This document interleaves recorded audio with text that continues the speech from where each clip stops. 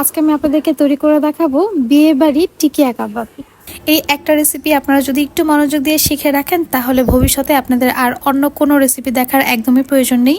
এই রেসিপিটি ফলো করে গরু অথবা মুরগির মাংস দিয়ে অনায়াসে খুবই মজাদার একটি টিকিয়া কাবাব আপনারা বাসায় তৈরি করে নিতে পারবেন। এই টিকিয়া কাবাবটি ডিপ ফ্রিজে কিভাবে সংরক্ষণ করবেন সেটাও এই ভিডিওতে দেখিয়ে দেব। আশা করছি আজকের এই রেসিপিটি আপনাদের সবার খুব ভালো লাগবে। রেসিপিগুলো ভালো লেগে থাকলে অবশ্যই চ্যানেলটি সাবস্ক্রাইব করে যাবেন। যারা ফেসবুক থেকে দেখছেন পেজটি ফলো করে পাশে থাকবেন। টিকিয়া কাবাব তৈরি করার জন্য হাড় ছাড়া মুরগির বুকের মাংস নিয়েছি 500 গ্রাম। তার সাথে অ্যাড করছি 250 গ্রাম বুটের ডাল। বুটের ডালটাকে আমি সারা রাত ভিজিয়ে রেখেছিলাম। মুরগির মাংসের বদলে আপনারা গরুর মাংস এখানে অ্যাড করতে পারেন। মেজারমেন্টটা ঠিক এরকমই থাকবে।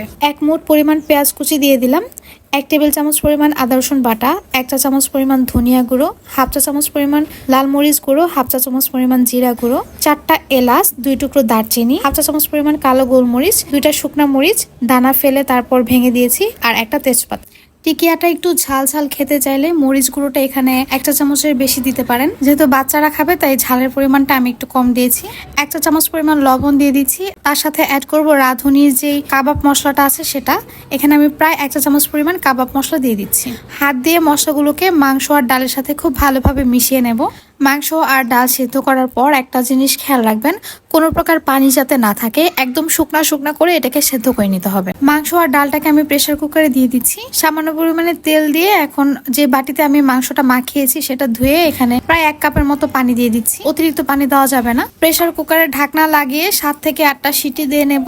যদি গরুর মাংস হয় সেক্ষেত্রে 10 থেকে 12টা সিটি দিয়ে নেবেন এবং চুলার আঁচটা মিডিয়াম টু হাই থাকবে। একদম হাই দিয়ে সিটি দিতে গেলে দেখা যাবে এটা পুড়ে যেতে পারে। তো চুলার আঁচটা একটু কমিয়ে তারপর 7 থেকে 8টা সিটি দিয়ে নেবেন। 7 থেকে 8টা সিটি দিলে কিন্তু মাংস আর ডালটা একদম নরম হয়ে যাবে। আমি একদম শুকনা শুকনা করে এটাকে সেদ্ধ করে নিয়েছি, কোনো প্রকার পানি নেই।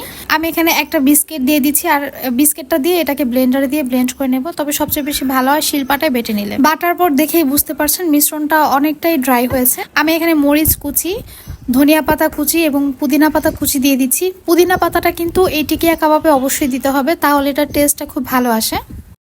1/2 কাপ পরিমাণ পেঁয়াজ বেরেস্তা দিয়ে দিচ্ছি।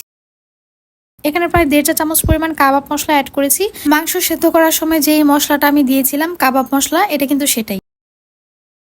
একটা ডিম দিয়ে খুব ভালোভাবে এখন এই সবকিছুকে চটকিয়ে নেব। ডিমটা দেওয়ার আগে একটু টেস্ট করে নেবেন লবণটা ঠিক আছে কিনা। যদি মনে হয় এখানে আর একটু লবণের প্রয়োজন সেক্ষেত্রে লবণটা দিয়ে খুব ভালোভাবে হাত দিয়ে এটাকে মসৃণ করে মিশিয়ে নিতে হবে। পারফেক্ট টিকিয়া কাবাব তৈরি করার জন্য ডাল এবং মাংসের মিশ্রণটাকে একদম ড্রাই করে তৈরি করতে হয়।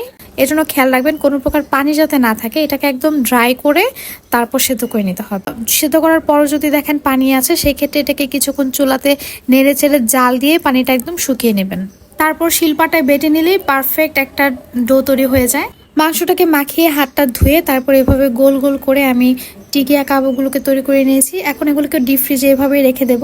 যখন শক্ত হয়ে যাবে তখন একটা বক্সে করে এগুলোকে ডিপ ফ্রিজে আমি সংরক্ষণ করতে পারবো পুরো 1 মাস জুড়ে। যে কাঁচা ডিমটা আমি টিকিয়া কাবাবে দিয়েছি সেটা অবশ্যই দিবেন, না হলে কিন্তু এটা ভাজতে গেলে ফেটে যাবে। টিকিয়া কাবাব ভাজারও কিন্তু একটা নিয়ম আছে, সেটা হচ্ছে এই কাবাবটা একদম গরম তেলে ভাজতে হয়। তেলটাকে খুব ভালোভাবে গরম করে তারপর টিকিয়া কাবাবটা তেলের মধ্যে ছাড়বেন। ঠান্ডা তেলের মধ্যে টিকিয়া কাবাব ভাজতে গেলে এই টিকিয়া কাবাবগুলো কিন্তু ভেঙে যায়। পুরি সিঙ্গারা ভাজতে গেলে হালকা গরম তেলের মধ্যে এটাকে ছাড়তে হয়, আর টিকিয়া কাবাব ভাজতে গেলে তেলটাকে একদম গরম করে তারপর ছাড়তে হয়। সবকিছু ভাজার কিন্তু একটা নিয়ম আছে, সেই নিয়মটা ফলো করে আপনারা যদি একটা জিনিস তৈরি করেন সেক্ষেত্রে আপনার ভাজাটা কিন্তু পারফেক্ট হয়। এক পাশ পুরোপুরি ভাজা হয়ে এক পাশ একটু ভালোভাবে ভাজা হয়ে আসলে তারপর এটাকে উল্টিয়ে পাল্টিয়ে ভেজে নেবেন। আর টিকিয়া কাবাবটা একটু কড়া করে ভাজতে হয়, সেক্ষেত্রে এটা খেতে খুবই মজা হয়। আমি চেষ্টা করেছি এই ভিডিওতে ইচ অ্যান্ড এভরি ডিটেলস আপনাদের বলতে, যাতে করে টিকিয়া